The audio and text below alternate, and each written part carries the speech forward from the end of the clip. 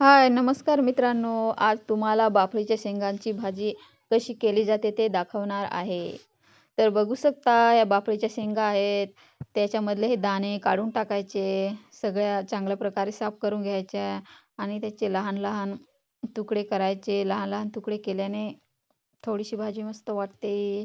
अशा प्रकारे झालेले आहे आणि गॅसवर ठेवायचं. उकळवून घ्यायचे शेंगा. उकळवून झाल्यानंतर त्याच्यामध्ये थंड पाणी ओतून सगळं त्याच्यामधलं पाणी टाकायचं. सगळं पिळून घ्यायचं शेंगा. सगळं पाणी काढून टाकल्याने कडवसपणा जातो. चांगल्या पिळून घ्यायच्या म्हणजे कडू लागत नाही. आणि त्याच्यानंतर मग त्याच्यामध्ये तुम्हाला वाटेल तसं बोंबील, सुकट जे वाटेल ते सुकं मावरं टाकू शकता. आणि कच्चा कांदा असा कापून टाकायचा. त्याच्यानंतर त्याच्यामध्ये बोंबील, तिखट मसाला टाकून मस्तपैकी फोडणीला द्यायचा.